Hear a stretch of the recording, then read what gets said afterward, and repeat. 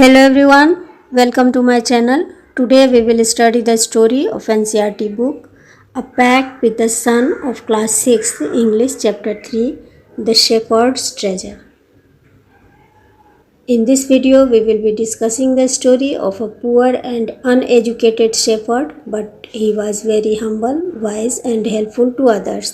And उसकी इसी बुद्धिमानी और हम्बलनेस की वजह से वहाँ के राजा ने उसे एक कैपिटल का, अपने छोटे से कैपिटल का एक गवर्नर बना दिया। यह एक इरानियन फोक टेल है। तो चलिए अब स्टोरी पढ़ते हैं और समझते हैं कि जो शेफर्ड है, शेफर्ड्स का ट्रेजर, शेफर्ड का खजाना। शेफर्ड्स का मतलब अ पर्सन हु ग्रेज और लुक आफ्टर द कैटल्स और शिप्स, जो भेड़ों को चराता है, उसकी देख रेख करता है, उसको शेफर्ड बोलते हैं, उसको गडेरिया बोलते हैं। तो गडेरिया का खजाना, तो एक गडेरिया के पास क्या खजाना हो सकता है, चलिए अब स्टोरी पढ़कर हम समझते हैं।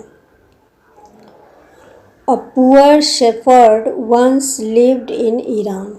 एक बार ईरान में एक गरीब शेफर्ड रहता था।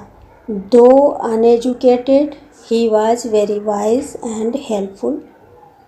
मतलब यद्यपि, हालांकि वह अनएजुकेटेड था, मतलब पढ़ा लिखा नहीं था, लेकिन वह बहुत ही बुद्धिमान और हेल्पफुल था, मतलब कि दूसरों की मदद किया करता था।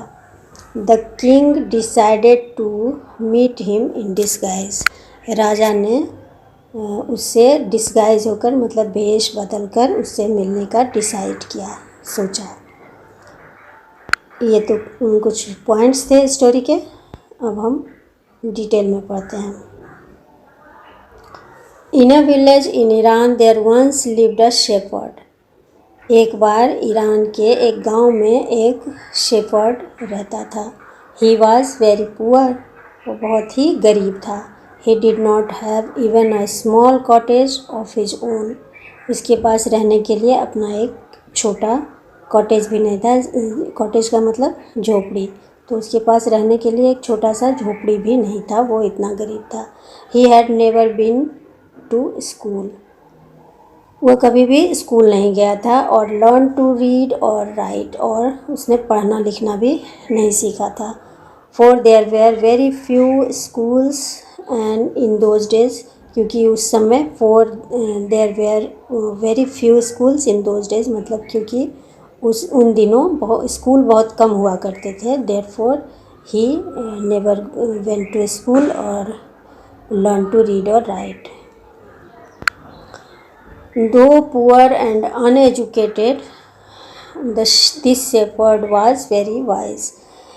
हालांकि तो वह बहुत ही गरीब था और अनएजुकेटेड था, पढ़ा लिखा नहीं था ये जो शेफर्ड था, लेकिन वह बहुत ही बुद्धिमान था। He was very wise.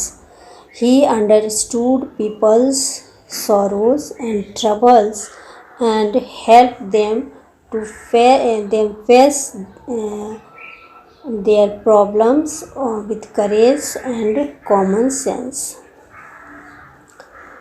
वह पढ़ा लिखा नहीं था, लेकिन वह लोगों के दुख को, तकलीफ़ को वो बहुत अच्छी तरह समझता था। उनके सॉरोज एंड ट्रबल्स को बहुत अच्छी तरह समझता था एंड उन्हें उससे हिम्मत से और कॉमन सेंस से उससे लड़ने के लिए, समस्याओं से का सामना करने के लिए वो उनकी मदद करता था। Many people came to him for advice. बहुत लोग उसके पास एडवाइस के लिए आते थे, मतलब कि वो इतना बुद्धिमान था, पढ़ा लिखा नहीं था, लेकिन उसका जो सेंस ऑफ अंडरस्टैंडिंग था वो बहुत ही स्ट्रॉन्ग था। तो वो लोगों को सजेस्ट करता था, उनकी समस्याओं को समझता था और उससे लड़ने के लिए उन्हें सजेस्ट करता था, उन्हें करेज देता था। इस वजह से लोग उससे एडवाइस लेने के लिए आते थे। Soon he became famous for his wisdom and friendly nature. बहुत जल्द ही वह फेमस हो गया अपनी बुद्धिमानी और फ्रेंडली नेचर की वजह से। मतलब कि वो लोगों से हिल मिल कर रहता था, उनकी समस्याओं को समझता था। तो उसका जो नेचर है वो फ्रेंडली था, उसकी वजह से वो बहुत ही जल्दी फेमस हो गया, लोगों के बीच वह फेमस हो गया। The king of that country heard about him and thought of meeting him। तो उस देश का राजा the king of that country heard about him, उसके बारे में सुना, and thought of meeting him, फिर उसने उससे मिलने की सोची। राजा को भी उसके बुद्धिमानी के बारे में, उसके फ्रेंडली नेचर के बारे में मालूम पड़ा, तो उसने उससे मिलने की सोचा। Disguised as a shepherd and riding on a mule, one day the king came to the cave there where the wise shepherd lived। अपने आप को एक शेफर्ड के वेश में बदलकर और एक म्यूल पे, म्यूल का मतलब क्या होता है, एक हॉर्स और गधे का, मतलब घोड़े और गधे का एक मिक्स लुक होता है, दैट इज़ कॉल्ड म्यूल। इसको हिंदी में खच्चर बोलते हैं। वो ना गधा होता है ना घोड़ा होता है, दिखता दोनों के जैसा है, देयरफॉर इसको खच्चर बोलते हैं। तो ये लगेज ढोने के लिए, कैरी करने के लिए होता है। तो उस पर राइडिंग करके वह राजा जो है वो इस वाइज शेफर्ड के पास आया। As soon as the shepherd saw the traveller coming towards the cave, he rose to welcome him। जब ही एज सुन एज, जैसे ही शेफर्ड ने देखा कि एक कोई ट्रेवलर उसके केव की ओर आ रहा है। केव का मतलब पहाड़ों के बीच जो जगह होती है ना, उसको केव बोलते हैं, गुफा जिसको बोलते हैं। तो उसकी ओर किसी ट्रेवलर को आते हुए जब शेफर्ड ने देखा, तो वो उसका स्वागत करने के लिए वो खड़ा हो गया। He rose to welcome him, उसका स्वागत करने के लिए वह खड़ा हो गया। He took the tired traveller inside the cave, gave him water to drink and share of his own meagre meal. तो वह जो है उस थके हुए ट्रेवलर को अपने केव के अंदर ले गया और उसे gave him water to drink, उसे पीने के लिए पानी दिया, और उसके पास जो मीगर मील था, मीगर मील का मतलब अल्प भोजन, मतलब थोड़ा सा जो खाना था उसमें से उसने उसे शेयर किया। The king rested for the night in the cave and was greatly impressed by shepherd's hospitality and wise conversation. राजा जो है उस केव में उसके साथ रात भर आराम किया और उसकी बातों से और उसकी हॉस्पिटैलिटी से बहुत ही इम्प्रेस हुआ। उसके बाद कन्वर्सेशन से, बातचीत करने से, और हॉस्पिटैलिटी मतलब मेहमान नवाजी, क्योंकि किसी भी गेस्ट का किस तरह से स्वागत करते हैं, वो सब देखकर वो राजा जो है बहुत ही इम्प्रेस्ड हुआ। The shepherd was able to make out that his visitor was none other than the king। Shepherd को समझ में आ गया था कि वह जो विजिटर था वो और कोई दूसरा नहीं, राजा था। The king made the wise shepherd governor of a small district. राजा जो है वो समझ गया था कि ये शेफर्ड जो है वो एक बुद्धिमान इंसान है, तो उसने उसे अपने छोटे से डिस्ट्रिक्ट का गवर्नर बना दिया। आगे हम जब स्टोरी पढ़ेंगे तो समझ में आएगा कि राजा को ऐसा क्यों लगा कि वो बहुत ही बुद्धिमान शेफर्ड है, सचमुच बहुत ही बुद्धिमान है। Other governors became jealous of new governor and called him dishonest. और दूसरे जो और डिस्ट्रिक्ट के जो गवर्नर थे वे उससे जेलस फील करने लगे और उसे डिसऑनेस्ट बताने लगे। Though still tired the king decided to depart the next morning. He said many thanks for your kindness to a poor traveller. फिर राजा जो है वो यद्यपि हालांकि वो बहुत थका हुआ था, लेकिन फिर भी उसने अगली सुबह वहाँ से निकलने का डिसाइड किया और उसने उसे बहुत थैंक्स बोला, many thanks for your kindness. मतलब कि वो जो शेफर्ड था उसको राजा थैंक यू बोला कि मेहमान नवाजी के लिए, एक गरीब पे दया करने के लिए आपका बहुत बहुत धन्यवाद। I have a long way to go, permit me to leave. मुझे बहुत दूर जाना है तो परमिट मी मतलब कि मुझे अलाउ करें, मुझे जाने दें। Let me to leave, permit me to leave मतलब मुझे जाने दें। Looking straight into the eyes of his guest, the shepherd replied, "Thank you, Your Majesty, for paying me the compliment of a visit." Looking straight मतलब कि जो shepherd जो है वो अपने गेस्ट की आंखों में देखते हुए वो बोला, थैंक यू योर मैजेस्टी मतलब धन्यवाद महाराज कि आपने मुझे मेहमान नवाजी का मौका दिया। Paying me the compliment of a visit, ऐसा शेफर्ड ने राजा को बोला। The king was astonished as well as pleased. राजा जो है वो बहुत ही आश्चर्यचकित हुआ। एस्टोनिस्ड का मतलब बहुत ही आश्चर्य होना, बहुत आश्चर्यचकित हुआ और खुश भी हुआ, as well as pleased. He is indeed very wise, वह सचमुच में बहुत ही बुद्धिमान है। ही थॉट टू हिमसेल्फ, उसने अपने मन में सोचा, I need people like him to work for me and the king appointed this humble shepherd the governor of a small district। और उसने मन में सोचा कि ऐसे ही लोगों की मुझे ज़रूरत है जो कि मेरे लिए काम करे, और उसने तुरंत उस हम्बल शेफर्ड को अपने एक स्मॉल डिस्ट्रिक्ट का गवर्नर अपॉइंट कर दिया। Although he rose to power and dignity, the shepherd remained as humble as ever. Although he rose the power मतलब यद्यपि उसको पावर और डिग्निटी मिल गई थी, लेकिन फिर भी वह जो शेफर्ड है remained as humble as ever, जैसा वह पहले विनम्र था, हम्बल था, वैसा ही वो रहता था। People loved and honored him for his wisdom, sympathy and goodness। लोग उसे प्यार करते थे और उसका सम्मान करते थे उसकी बुद्धिमत्ता, सिंपैथी और गुडनेस की वजह से। He was kind and just to one and all, वह हर किसी के प्रति बहुत ही दयालु रहता था।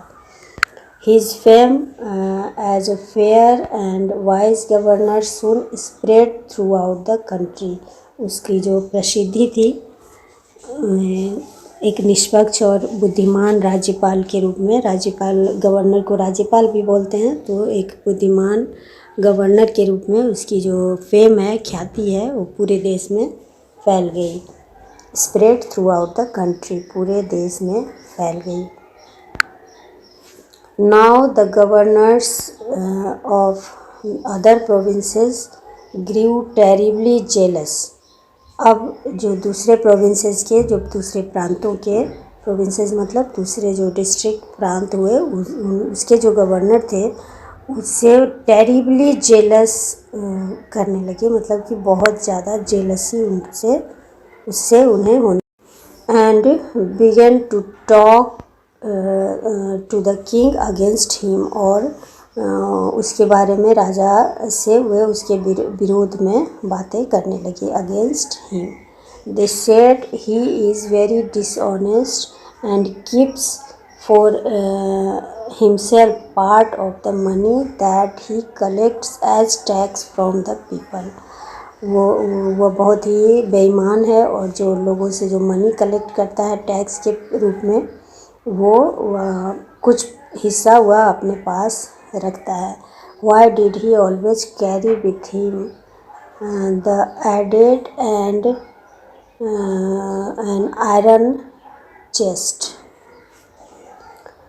फिर दे एडेड मतलब कि एक तो उसको बेईमान बोले, और इसको सच्चा साबित करने के लिए वे बोले कि वो आखिर क्यों अपने साथ हमेशा always he carry with him an iron chest, तो अपने साथ एक आयरन चेस्ट हमेशा क्यों रखता है। आयरन चेस्ट का मतलब एक आयरन का बॉक्स, लोहे का बक्सा। Perhaps he carried in it the treasure that he had secretly collected. शायद वह इसमें अपना जो गुप्त रूप से जो टैक्स कलेक्ट करता है वो खजाना इसमें वो कैरी करता है। After all they said mockingly, he was an ordinary shepherd and could behave no better. फिर वो उसका मजाक उड़ाते हुए, मॉकिंगली का मतलब उसका मजाक उड़ाना, तो वो उसका मजाक उड़ाते हुए फिर वे बोलते हैं कि आखिरकार वह तो एक ऑर्डिनरी शेफर्ड है, एक साधारण शेफर्ड है, तो वो अच्छा बिहेव कैसे कर सकता है।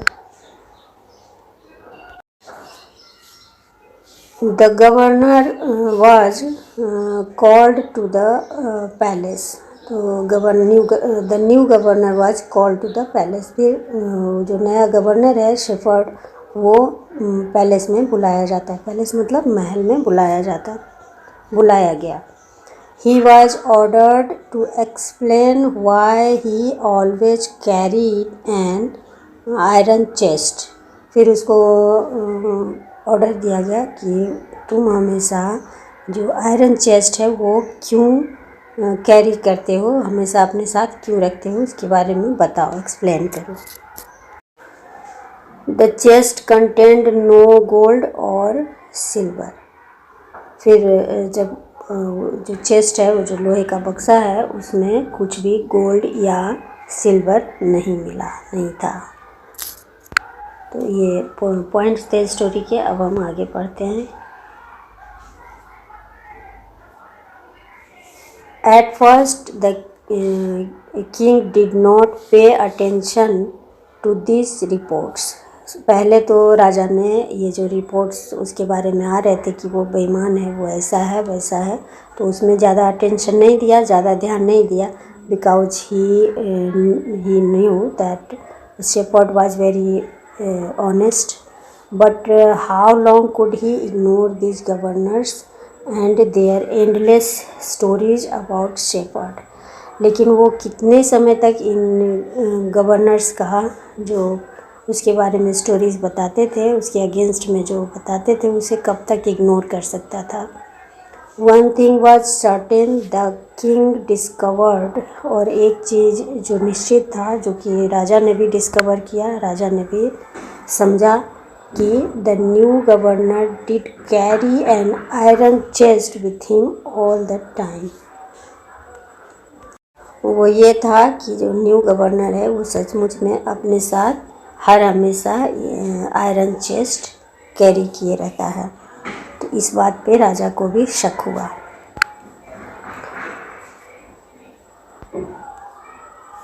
सो one day the new governor was summoned to the palace. Summon का मतलब बुलाया गया। तो एक दिन, इसलिए एक दिन न्यू गवर्नर को महल में बुलाया गया। He came riding on his camel and to everyone's delight, the famous iron chest was there, fastened securely behind him on the camel's back. New governor को समन किया गया पैलेस में, और वह जो था he came riding on his palace on his camel, वह camel पे राइड करते हुए आया। एंड एवरीवन्स डिलाइट, और सबका जो खुशी की बात ये थी कि उसका जो फेमस आयरन चेस्ट था, उसका जो फेमस बक्सा था लोहे का, वो फेस्टेंड सिक्योरली मतलब कस कर टाइट से बांधा हुआ था उसके पीछे, कैमल के पीठ पे। Now the king was angry. अब राजा गुस्सा हो गया। ही थंडर्ड, और थंडर्ड हो गया मतलब ये वो गुस्से में बोला, why do you always carry that iron chest with you. तुम हमेशा अपने साथ वो आयरन चेस्ट कैरी क्यों किए रहते हो। व्हाट डज इट कंटेन, इसमें क्या है। राजा को बहुत गुस्सा आया। कि ये जो लोग जो बोलते हैं कि वो हमेशा एक आयरन चेस्ट अपने साथ रखे रहता है, तो उसे देखकर राजा को बहुत गुस्सा आया और उसने पूछा कि तुम हमेशा यह आयरन चेस्ट अपने साथ क्यों रखते हो, इसमें क्या है। द गवर्नर स्माइल्ड, गवर्नर जो है वो स्माइल किया। He asked his servant to bring in the chest, उसने अपने नौकर को चेस्ट लाने के लिए कहा।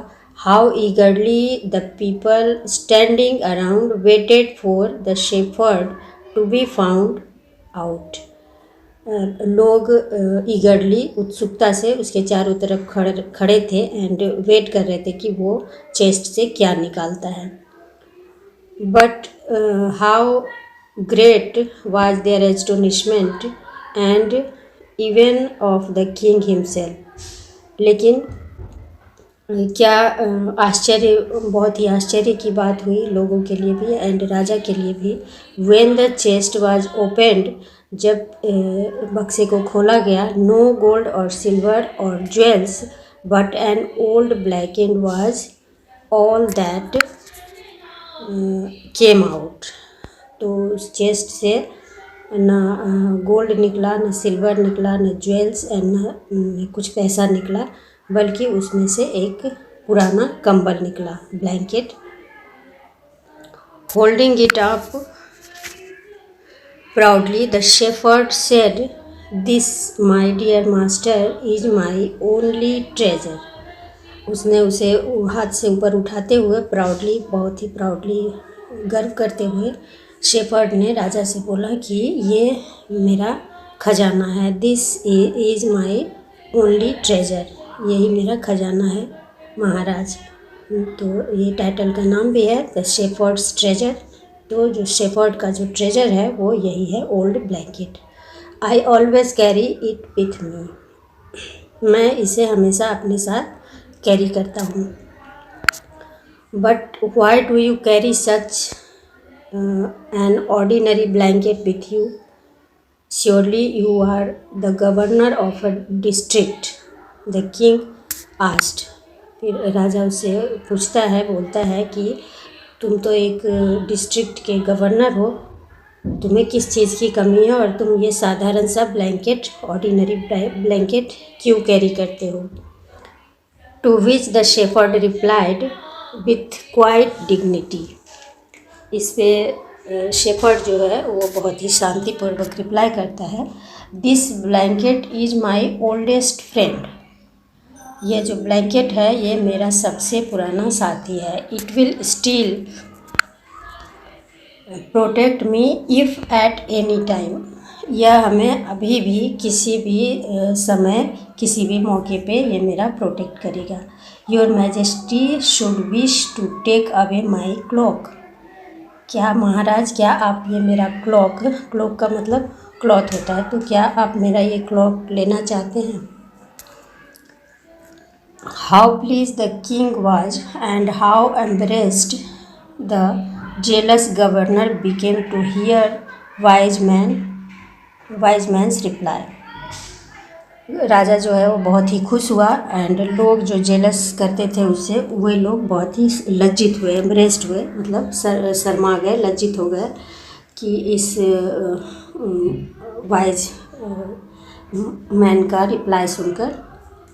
Now they knew that the shepherd was Indeed humblest and the wisest man in the land, अब उन लोगों को ये समझ में आ गया कि ये जो शेफर्ड है सचमुच में बहुत ही हम्बलेस्ट, मतलब बहुत ज़्यादा विनम्र और बहुत बुद्धिमान है। The king made him the governor of a much bigger district that very day, तो राजा ने फिर उस दिन से उसे एक और भी बड़े डिस्ट्रिक्ट का गवर्नर बना दिया। तो ये थी story the shepherd's treasure. Hope आपको स्टोरी समझ आई होगी। If you have any query और comments please leave them below and don't forget to like the and subscribe my channel for more educational content. Thank you.